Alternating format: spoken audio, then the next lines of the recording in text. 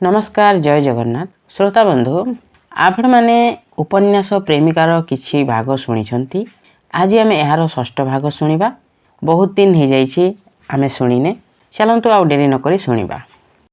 मु थिली एक मध्यवित्त परिवार कन्या।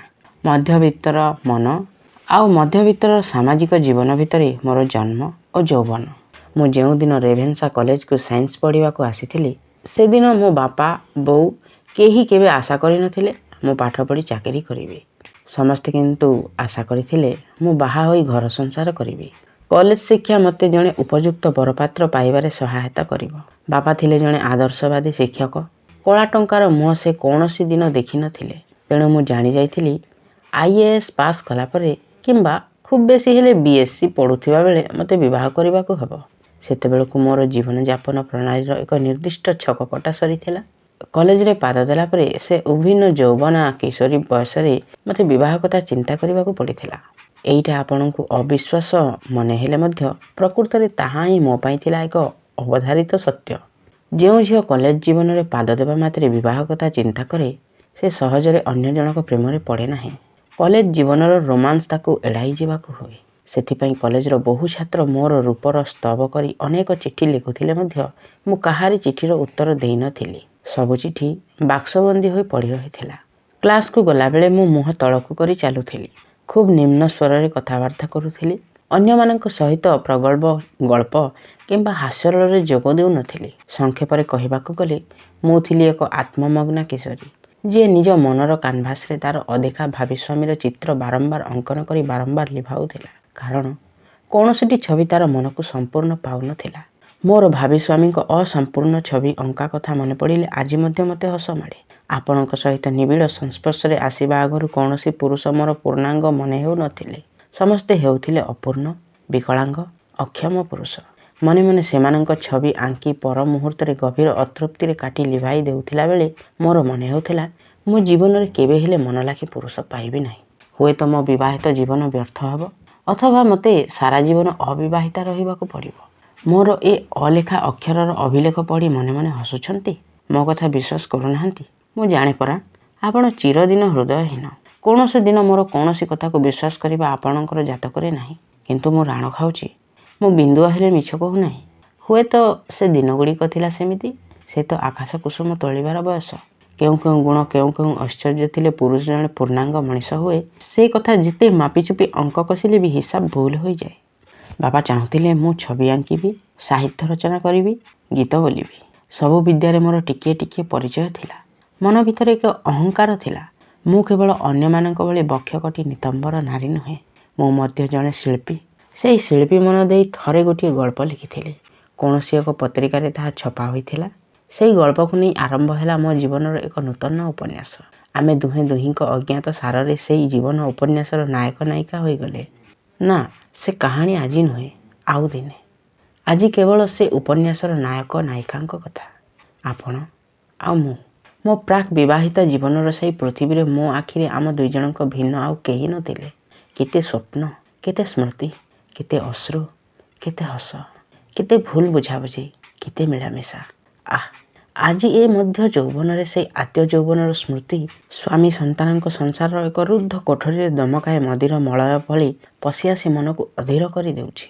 हाँ, आपणक सहित प्रथम देखारे ही मोर स्वामी केमिति पुरुष हेबा उचित से विषय एक स्पष्ट धारणा हो गला। मोर प्रिय बांधवी बीणा आखिरे प्रथम देखारे आपणक व्यक्तित्व धरा पड़ी जाइथिला। किंतु मोर मर्मभेदी दूरदृष्टि रे झलसी उठिथिला आपणक समग्र पुरुष सत्ता। हेले से दिन गोटे कथार अभाव आपणक ठार लक्ष्य करिथिली। से कथा कौनसी दिन कही नाही। काले मो मुहरु से कथा सुनी आपण आहत हेबे सेही भयरे। किंतु आज से कथा कहीदेले क्षति कौन? आपण आज मोर केही नुहंती। अथवा खूब बेसी हेले आपण मो मनर देवाल रे झुलुथिबा गोटाए फोटोग्राफ। आपण खुशी हेबा न हेबारी मोर जाय आसे केते। हाँ, मु प्रथम देखारे अनुभव करिथिली आपण शिल्पकला रे जेतिकी रोमांटिक मने हुंती व्यक्तिगत भाव रे आदौ सेते रोमांटिक नहंती। आपण को देखिबा आगरु आपण को संपर्क रे जेउ प्ले बॉय इमेज थिला आपण को देखिबा मात्रे ही से भाव प्रतिमा मो मन भितरे भांगी चुना चुना होई गला। मध्यवित्त जीवन रे आदर्शवाद दुर्बलता को गोपन करिवार एक अस्त्र बोली शुनिथिली। विशेषतः ତରୁଣ ଜୀବନରେ ସମସ୍ତେ ଉଣା ଅଧିକେ ସୌଖିନ ଆଦର୍ଶବାଦୀ ହୁଅନ୍ତି, କିନ୍ତୁ ଆପଣ ତାର ବ୍ୟତିକ୍ରମ। ଆଦର୍ଶବାଦକୁ ବାଦ ଦେଲେ ଜୀବନ ଏକ ଲକ୍ଷ୍ୟହୀନ ତରି, ପକ୍ଷହୀନ ପରି। ଏଇଟା ଥିଲା ଆପଣଙ୍କର ଜୀବନ ଦର୍ଶନ। ସେଥିପାଇଁ ମୋ ଭଳି ଜଣେ ସୁନ୍ଦରୀ ଅନୁରାଗିଣୀକୁ ଏତେ ପାଖରେ ପାଇ ସୁଦ୍ଧା ଆପଣଙ୍କ ଦୃଷ୍ଟି ସେଦିନ ଲାଳସାରେ ଲୋହିତ ହୋଇନଥିଲା। କେମିତି ଏକ ଉଦାସୀନ ଦୃଷ୍ଟିରେ ଚାହିଁ ଜଣେ ବୟସ୍କ ମଙ୍ଗଳାକାଂକ୍ଷୀ ଭଳି ମୋତେ ଉପଦେଶ ଦେଇଗଲେ। ଥରେ ହେଲେ ଆପଣଙ୍କ ଆଖିର ଆକାଶରେ ମୋ ବନ୍ୟ ଯୌବନର ଛବି ପ୍ରତିବିମ୍ବିତ ହେଲା ନାହିଁ। ଫେରିବା ବାଟରେ ବୀଣା ଆପଣଙ୍କର ଖୁବ୍ ପ୍ରଶଂସା କରୁଥିବା ବେଳେ ମୁଁ ଚୁପଚାପ ଗମ୍ଭୀର ହୋଇ ବସିଥିଲି। ପରେ ମୋର ହଷ୍ଟେଲ ସଙ୍ଗିନୀମାନେ ଆପଣଙ୍କ ସହିତ ମୋ ନାମ ଯୋଗ କରି ମଧୁର ମନ୍ତବ୍ୟ କଲାବେଳେ ମୁଁ ନୀରବ ରହୁଥିଲି। ଆପଣଙ୍କ ଉଦାସୀନ ଦୃଷ୍ଟି ପାଖରେ ମୋର ଦେହର ଲାବଣ୍ୟ ଯେ ପରାଜିତ ହୋଇଯାଇଛି, ସେହି ଭୟ ଅପମାନରେ କେତୋଟି ରାତି ହଷ୍ଟେଲରେ ମଶାରୀ ନ ପକାଇ ମୁଁ ଶୋଇଯାଇଛି। ମଶାରୀ ପକାଇବାକୁ ଭୁଲି ଯାଇଛି। ଆପଣଙ୍କ ମନକୁ ଜୟ କରିବା ଭିନ୍ନ ମୋର ବଞ୍ଚିବାର ଅନ୍ୟ କିଛି ଉପାୟ ନଥିଲା। ଯେଉଁମାନେ ଦେଖିବା ମାତ୍ରେ ମୋ ରୂପ ଯୌବନର ପ୍ରେମରେ ପଡ଼ିଯାଉଥିଲେ, ସେହିମାନଙ୍କ ପ୍ରଶସ୍ତି ବାଣୀ ଶୁଣି ଶୁଣି ନିଜ ରୂପ ଲାବଣ୍ୟ ଉପରେ ମୋର ଅମାପ ଆସ୍ଥା ଆସିଯାଇଥିଲା। ଆପଣଙ୍କ ପାଖରୁ ଫେରିବା ପରେ ସେଥିପାଇଁ ସେମାନଙ୍କ ଉପରେ ମୋର ବେଶୀ ରାଗ ହେଲା। ମୁଁ ବୁଝିଯାଇଥିଲି ସେମାନଙ୍କର ଆଖି ଅଛି, ଦୃଷ୍ଟି ନାହିଁ। ଆପଣ ମୋତେ ପ୍ରଥମେ ବୁଝାଇଥିଲେ ପୃଥିବୀର ସବୁ ନାରୀ ସୁନ୍ଦରୀ, କେହି ବେଶୀ କେହି କମ୍। ନାରୀର ସୌନ୍ଦର୍ଯ୍ୟ ତାର ଦେହର ରଙ୍ଗ ବା ଗଢ଼ଣରେ ନଥାଏ, ଥାଏ ତାର ବ୍ୟକ୍ତିତ୍ୱରେ। ଆଦର୍ଶବାଦ, ଆତ୍ମସମ୍ମାନ ବୋଧ ଆଉ ନିରଳସା ନିଷ୍ଠାକୁ ନେଇ ଗଢ଼ି ଉଠେ ନାରୀର ବ୍ୟକ୍ତିତ୍ୱ। ବ୍ୟକ୍ତିତ୍ୱକୁ ବାଦ ଦେଇ ନାରୀ ଏକ ଶରୀର ସୁନ୍ଦରୀ ରମଣୀ ହୋଇପାରେ, କିନ୍ତୁ ସୌନ୍ଦର୍ଯ୍ୟମୟୀ ନାରୀ ହୋଇପାରେ ନାହିଁ। ଆପଣଙ୍କ କଳ୍ପନାର ସେହି ସୌନ୍ଦର୍ଯ୍ୟମୟୀ ନାରୀରେ ପରିଣତ ହେବା ପାଇଁ ସେ ଦିନଗୁଡ଼ିକରେ ମୁଁ କିଭଳି ସାଧନା କରୁଥିଲି, ଆପଣଙ୍କ ପାଖରେ ଥିବା ମୋର ପୁରୁଣା ଚିଠି ସବୁ ଆଉଥରେ ପଢ଼ିଲେ ବୁଝିପାରିବେ। ଆଜି ମୁହଁରେ ସେ କଥା ଆପଣଙ୍କୁ ବୁଝାଇ ପାରିବି ନାହିଁ। ମନେ ଅଛି, ଚୀନ ଭାରତ ଯୁଦ୍ଧ ବେଳେ ଥରେ ମୋତେ ଆପଣ ଲେଖିଥିଲେ, ଯୁଦ୍ଧ ଲାଗିଯାଇଛି, ଅଗଣିତ ଭାରତୀୟ ସୈନିକ ଏକ ଦୁର୍ଦ୍ଦାନ୍ତ ଶତ୍ରୁର ସମ୍ମୁଖୀନ ହେଉଛନ୍ତି। ଖବରକାଗଜରେ ଯାହା ବାହାରୁଛି, ରେଡ଼ିଓରେ ଯେଉଁ ପ୍ରଚାର କରାଯାଉଛି, ମୋର ସନ୍ଦେହ ହେଉଛି ତାଠାରୁ ଯଥେଷ୍ଟ ବେଶୀ ସଂଖ୍ୟକ ଭାରତୀୟ ସୈନ୍ୟ ମୃତାହତ ହେଉଛନ୍ତି। ମନ ଭଲ ନାହିଁ। ଆମ ହାତରେ ବନ୍ଧୁକ ନାହିଁ, କଲମ ଅଛି। ସାରା ଜାତି ପାଇଁ ଏ ହେଉଛି ଆତ୍ମସଂଯମ ଆଉ ଆତ୍ମପରୀକ୍ଷାର ବେଳ। ମୁଁ ସିଗାରେଟ୍ ଖିଆ ଛାଡ଼ି ଦେଇଛି। ଏଇଟା ବିଳାସ ବ୍ୟସନର ସମୟ ନୁହେଁ। ତମେ ସ୍ନୋ ପାଉଡର ଇତ୍ୟାଦି ପ୍ରସାଧନ ସାମଗ୍ରୀ ବ୍ୟବହାର କର ନାହିଁ ଯୁଦ୍ଧ ଚାଲିଥିବା ପର୍ଯ୍ୟନ୍ତ। ପ୍ରତିଦିନ ଶହ ଶହ ଶହୀଦମାନଙ୍କ ପତ୍ନୀ ବୈଧବ୍ୟ ବରଣ କରୁଥିବା ବେଳେ ତମ ମୁହଁରେ ସ୍ନୋ ପାଉଡର ସୌଖିନ ପ୍ରଲେପ ମୁଁ ସହ୍ୟ କରିପାରିବି ନାହିଁ। ଆପଣଙ୍କ ଚିଠି ପାଇବା ପରେ ଆପଣଙ୍କ ବ୍ୟକ୍ତିତ୍ୱର ଆଉ ଗୋଟିଏ ଉଜ୍ଜ୍ୱଳ ଦିଗ ମୋ ଆଖିରେ ଉଦ୍ଭାସିତ ହୋଇ ଉଠିଥିଲା। ମୁଁ ସାଙ୍ଗେ ସାଙ୍ଗେ ଉତ୍ତର ଲେଖିଥିଲି, ସ୍ନୋ ମୁଁ ବ୍ୟବହାର କରେ ନାହିଁ। ଆପଣଙ୍କ ଚିଠି ପାଇଁ ପାଉଡର ଲଗାଇବା ମଧ୍ୟ ଛାଡ଼ି ଦେଇଛି। ଯୁଦ୍ଧ ସମ୍ପର୍କରେ ଦେଶବାସୀଙ୍କୁ ଉଦ୍ବୁଦ୍ଧ କରିବା ପାଇଁ କବିତା ମଧ୍ୟ ଲେଖୁଛି। ମନେ ଅଛି? ଆପଣଙ୍କ ପ୍ରେରଣା ସେଦିନ ମୋ ମନରେ ଯେଉଁ ନୂତନ ଉଦ୍ଦୀପନା ସୃଷ୍ଟି କରିଥିଲା, ଆଜି ଭାବିଲେ ନିଜେ ହିଁ ମୁଁ ବିଶ୍ୱାସ କରିପାରେ ନା। କଟକ ଷ୍ଟେସନରେ ସୀମାନ୍ତ ରଣକ୍ଷେତ୍ରକୁ ଯାଉଥିବା ଯବାନମାନଙ୍କୁ ଫୁଲଚନ୍ଦନ ଦେଇ ବିଦାୟ ସମ୍ବର୍ଦ୍ଧନା ଦେଲାବେଳେ ଆପଣଙ୍କ କଥା ମନେ ପକାଇ ଅପୂର୍ବ ପୁଲକରେ ମୁଁ ସେଦିନ ଉଲ୍ଲସିତ ହୋଇ ଉଠିଥିଲି।